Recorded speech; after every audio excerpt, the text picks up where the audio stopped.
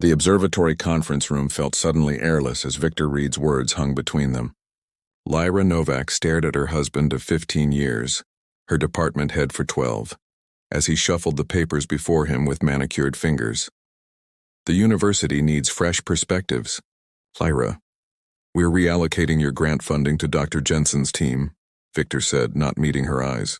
She's producing results that align better with our department's future direction. Lyra's throat tightened. My stellar formation research is on the verge of a breakthrough. You've seen the preliminary data. She reached for the tablet containing her life's work, her fingers trembling slightly as she swiped through meticulously collected evidence. Victor sighed, glancing at the two board members flanking him. You've been saying that for 3 years. Jensen's team has published 4 papers in that time. Because they're pursuing safe, incremental research, Lyra countered, struggling to keep her voice steady. What I'm working on could fundamentally change our understanding of star formation. The board has made its decision. Victor's tone had the practiced smoothness of someone delivering a prepared speech. You'll retain your teaching position, of course. Your experience is valuable in the classroom. The subtext was clear. At 45, she was being put out to pasture. Too old for cutting-edge research, but useful for training the next generation of scientists who would be given the opportunities denied to her. Later that evening, Lyra stood in their shared home, packing essentials into a suitcase. The divorce papers had followed the funding cut by exactly 27 minutes. Victor had planned it meticulously, as he did everything. You don't have to leave tonight, he said from the doorway, watching her fold a sweater with precise movements. I think I do, Lyra replied quietly, not looking up. You've made your position quite clear. This isn't personal, Lyra. It's about the department's future. She finally looked at him. This man she had supported through his rise to department chair, whose early papers she had edited late into the night, whose career had always somehow taken precedence over hers. Then why does it feel like you're discarding me personally and professionally at the same time? Victor had the decency to look uncomfortable. You've given the best years of your career to traditional approaches. Jensen is 29 with fresh ideas. And I'm 45, which makes me what? Obsolete? The word stung even as she said it. I didn't say that. You didn't have to. 3 weeks later, Lyra found herself at Pinetop Observatory, a small facility nestled in the mountains 5 hours from the university. An old colleague had offered her the position, not prestigious, barely funded, but it came with access to a decent telescope and the solitude she craved. On her first night alone with the stars, Lyra noticed an anomaly in the data from a distant star cluster. Most astronomers would have dismissed it as instrument error, but Lyra recognized something familiar in the pattern, something that aligned perfectly with her theoretical models. Her hands flew across the keyboard, adjusting parameters, refining the focus. At 3 a.m. she sat back, eyes wide. What she was seeing couldn't be explained by conventional astrophysics. If her calculations were correct, she was observing a phenomenon that could revolutionize interstellar travel research. Dawn found her still at the computer, surrounded by coffee cups, her eyes red but bright with purpose. Victor had been wrong. Her best years weren't behind her. They were just beginning. As the sun rose over the mountain peaks, Lyra smiled for the first time in weeks. She reached for her phone to send an email, then hesitated. This discovery needed protection, verification, and resources. She couldn't trust the university channels where Victor held sway. She needed an ally with both scientific understanding and resources outside academic politics. Scrolling through her contacts, she paused at a name, Zane Mercer, the tech entrepreneur whose private space company had recently made headlines. They'd met briefly at a conference last year, where he'd expressed interest in her theoretical work. Lyra began composing an email, choosing her words carefully. This wasn't just about proving Victor wrong anymore. This was about changing our understanding of the universe, and perhaps in the process, rewriting her own story. Zane Mercer's helicopter landed on the small helipad behind Pinetop Observatory exactly 1 week after receiving Lyra's email. Tall with warm brown skin and observant eyes, he ducked beneath the slowing rotors. A messenger bag slung across his chest. Dr. Novak, he called, extending his hand as he approached Lyra, who waited at the edge of the pad. Your message was intriguing, to say the least. Lyra shook his hand firmly. Thank you for coming, Mr. Mercer. I wasn't sure you'd remember me. Please, it's Zane. His smile created small creases around his eyes. And I remember everyone who challenges my assumptions about quantum entanglement over appetizers. Inside the observatory, Lyra led him to her workstation. Screens displayed data streams and stellar maps, with one monitor dedicated to the anomalous readings. I've been tracking this pattern for 3 weeks, she explained, tucking a strand of silver-streaked dark hair behind her ear. It's consistent and repeatable. Zane leaned closer, his scent of sandalwood and coffee mingling with the cool air. This energy signature, it doesn't match known stellar behavior. Exactly. Lyra pulled up comparison charts. These stars are communicating somehow, creating a network that transfers energy with almost no loss across vast distances. Their shoulders nearly touched as they pored over the data. Zane's genuine interest was refreshing after years of Victor's dismissive skepticism. If this is correct, Zane said softly, it changes everything we thought we knew about interstellar energy transfer. That's why I contacted you. My former university would bury this research, or worse, redirect it. Zane turned to face her fully. Your ex-husband. I read about the funding reallocation, academic politics at its finest. You did your homework, Lyra said, surprised. I research all potential partners thoroughly. His eyes held hers. And what you've discovered here deserves proper support. That night they worked until dawn, barely noticing the hours passing. Zane ordered delivery from the nearest town, and they ate while discussing theoretical applications. By morning, they had formulated a research plan that would combine Lyra's discoveries with Zane's resources. My company can provide equipment and a private research space, Zane offered as the sun rose.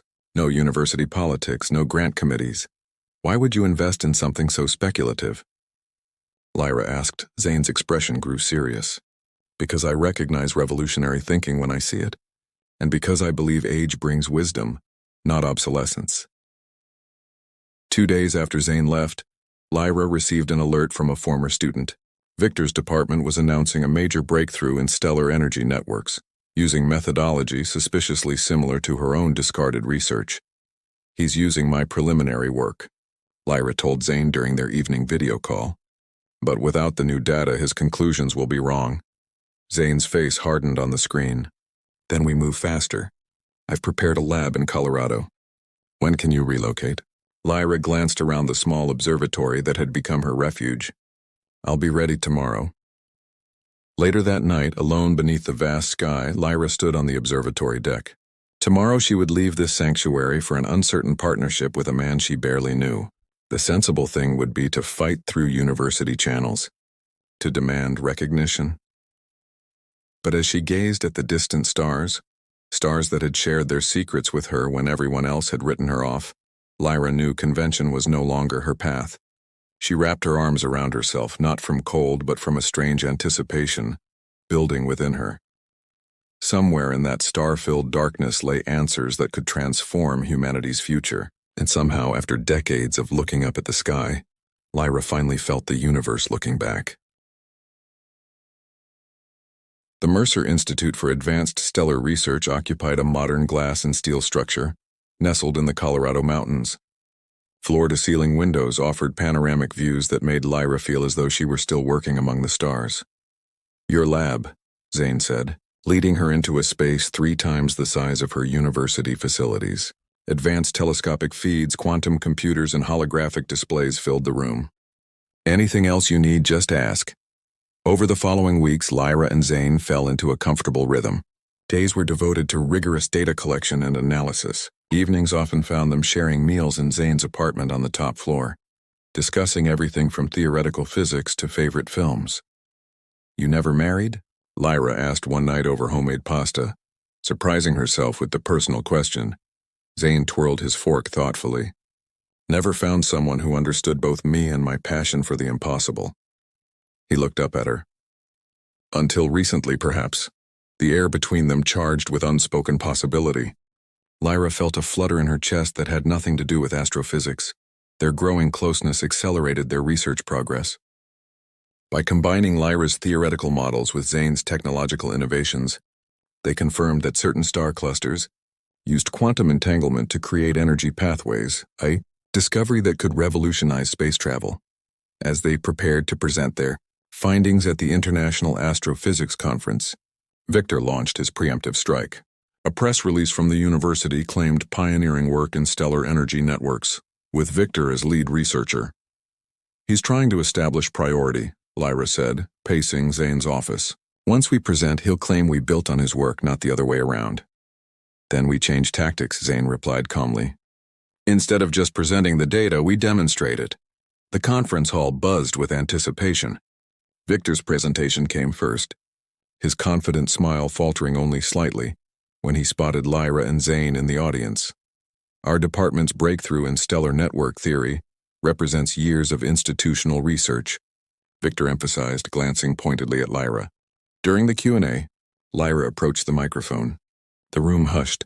"Fascinating work, Dr. Reed," she said evenly, "particularly since it mirrors research I began 3 years ago in your department, research you deemed obsolete." Victor's smile tightened. "Science builds upon previous work, Dr. Novak. Perhaps if your theories had shown more promise." "They showed enough promise for you to appropriate them," Lyra countered. Murmurs rippled through the audience. "That's a serious accusation," Victor replied coldly. "Especially from someone who abandoned academic rigor for private sector funding." Zane stood then, his presence commanding attention. "Perhaps Dr. Novak should demonstrate her findings rather than just describing them." When Lyra's turn came to present, she didn't just show slides. With Zane operating controls remotely, they activated a small prototype device.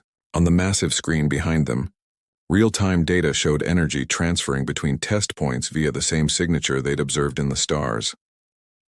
"What you're seeing isn't theoretical," Lyra explained to the stunned audience. "It's a working application of stellar network principles that allow energy to move instantly across space without loss." The demonstration caused an uproar.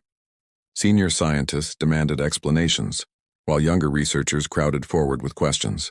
Through it all, Lyra felt Victor's glare, but for the first time in years, his disapproval held no power over her. Later, at the hotel bar, colleagues who had politely distanced themselves after her fall from grace now eagerly discussed collaboration opportunities. "How does it feel to be the most talked-about scientist at the conference?" Zane asked, joining her at a quiet corner table. "Vindicating," Lyra admitted. "But that wasn't the goal. The science matters more than my pride." Zane took her hand, his thumb tracing circles on her palm. "Your passion for truth over ego is what makes you extraordinary, Lyra." When he leaned in to kiss her, the background noise faded away. His lips were gentle but certain against hers, like a hypothesis long considered finally being tested. "I've wanted to do that since you first showed me those star patterns," Zane confessed. Lyra smiled. "I'm glad you finally collected the data." Outside, clouds obscured the stars, but Lyra didn't need to see them to feel their presence. The universe had connected her to this man, this moment, this new beginning, through a network as mysterious and perfect as the stellar pathways they were discovering together. The headline in Science Today read, "Stellar Network Discovery Sparks Academic Controversy." Below was a photo of Lyra demonstrating their prototype, Zane at her side, both intensely focused. "They're calling it the Novak effect," Zane said, bringing coffee to Lyra, who sat cross-legged on his living room floor surrounded by data printouts. "The physics community is divided. Victor's supporters are questioning our methodology," Lyra sighed. "They're demanding peer review before accepting our findings." "Which is exactly what we want," Zane reminded her, sitting beside her. Their shoulders touched comfortably now, familiar. Rigorous testing validates the discovery. 3 months had passed since the conference. Their relationship had evolved with the same deliberate care they applied to their research, testing boundaries, confirming results, building trust. Zane's apartment had gradually become their shared space, Lyra's clothes mingling with his, her books filling empty shelves. Their nights together revealed a chemistry neither had anticipated. Zane's hands, so precise with technology, showed the same attention to detail when mapping the constellations of freckles across Lyra's back. Lyra, who had spent years studying celestial bodies, found equal wonder in exploring the warm landscape of Zane's skin. "I never expected this," Lyra confessed one night, her head resting on his chest. After Victor, I thought my personal and professional lives were finished. Zane's fingers traced patterns along her arm. Victor saw you as an extension of himself. I see you as a force of nature. Their idyll was interrupted when funding sources for their research suddenly withdrew support. Equipment orders were inexplicably canceled. Colleagues stopped returning calls. Victor's leveraging his connections, Zane concluded after the third funding partner backed out. He's trying to isolate us. Lyra had anticipated this. The academic establishment protects its own. They're choosing sides. Then we change the game again, Zane said, undeterred. If traditional channels are blocked, we go directly to the public. They launched a digital platform sharing their research in accessible language, demonstrating practical applications of stellar network principles. When universities wouldn't host their lectures, they created virtual presentations. Young scientists who faced similar institutional barriers began contacting them, offering support and fresh perspectives. The pressure intensified when Victor's team published a paper, claiming to have found critical flaws in Lyra's methodology. The academic journals that had courted her after the conference now published scathing critiques. During a particularly difficult week, Lyra found Zane on the rooftop observatory at midnight, staring at the stars. "We could walk away," he said as she joined him. "I have enough resources to pursue any other project." Lyra studied his profile, the determined set of his jaw. "Is that what you want?" "I want you to be happy, to feel valued." She took his hand, linking their fingers together. "Victor tried to convince me my best years were behind me, that my age made me irrelevant." She looked up at the stars. "But I've never felt more alive, more purposeful than now." Zane pulled her close, his arms encircling her. "The universe doesn't care about age, only truth." "Then we keep fighting," Lyra decided, "because the truth is worth it." That night, Lyra dreamed of stars forming networks across the galaxy, connecting distant points with threads of light. She woke with clarity about their next step, a demonstration so public, so undeniable that even Victor couldn't dismiss it. "We need to build a full-scale prototype," she told Zane over breakfast. "Not just a lab model, something that applies stellar network principles to Earth-based communications." Zane considered this, then smiled slowly. "I know exactly how to make that happen." As they sketched plans for their bold new demonstration, Lyra realized how far she had traveled from that painful day in Victor's office. She had lost a husband but found a partner, lost institutional support but gained intellectual freedom. Most importantly, she had reclaimed her own narrative, not as someone past her prime, but as a pioneer just reaching her potential. Outside, snow began falling, each unique flake reflecting the morning light. Like stars, Lyra thought, each with its own signature, yet part of something greater, something connected. The Global Science Symposium transformed Silicon Valley's largest convention center into a showcase for cutting-edge research. At the center of the main exhibition hall stood the Novak Mercer transmitter, an elegant array of crystalline structures surrounding a pulsing core of blue light. "Nervous?"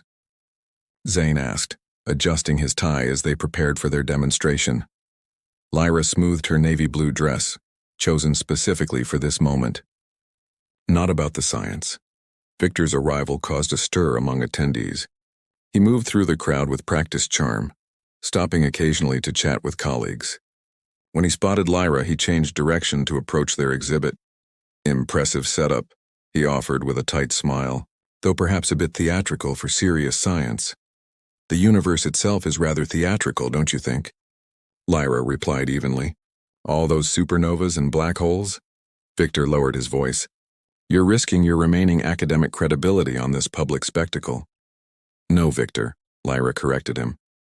"I'm transcending the limitations you tried to place on me." The symposium director announced the beginning of demonstrations.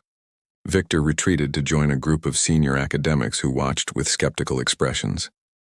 Zane squeezed Lyra's hand before taking his position at the control panel. "Ready to make history?" Lyra nodded, stepping up to the microphone. "Ladies and gentlemen, what you're about to witness is the practical application of what we call stellar network principles, the same energy transfer method used by stars across our galaxy." She explained how their discovery could revolutionize communications, energy transfer, and eventually space travel. As she spoke, Zane initiated the system. The crystalline array began to glow with increasing brightness. We've established receiver stations at 8 locations globally, Lyra continued. What makes this technology revolutionary is that distance does not affect transmission quality or speed. On the massive screen behind them, video feeds showed simultaneous connections establishing with receivers in Tokyo, Cape Town, Buenos Aires, and 5 other distant cities. The data transfer rates displayed were unprecedented, and most importantly, identical regardless of distance. The audience erupted in excited conversation. Even Victor's academic allies appeared stunned by the demonstration's success. This isn't just theory, Lyra concluded. This is the future. A future where the vast distances of space no longer limit human connection or exploration. The applause was thunderous. Journalists surged forward with questions. Young scientists crowded around the equipment, examining it with wonder. Through it all, Lyra noticed Victor quietly leaving, his shoulders slumped in defeat. 3 months later, Lyra stood in Zane's, now their, apartment, staring at the cover of Cosmos magazine. Her own face looked back at her, alongside Zane's beneath the headline, Stellar Revolutionaries. How Lyra Novak Changed Our Understanding of the Universe. The accompanying article detailed not only their discovery but also Victor's attempts to discredit them and his earlier appropriation of Lyra's research. The university had opened a formal investigation into academic misconduct. How does it feel to be vindicated? Zane asked, wrapping his arms around her from behind. Lyra leaned back against him, reflecting. I thought vindication would feel more triumphant. Instead, it feels peaceful. The past year had transformed her in ways she couldn't have imagined. The painful divorce and professional humiliation that once seemed to define her had become merely prologue to her greatest achievements. Later that evening, they stood on their rooftop observatory.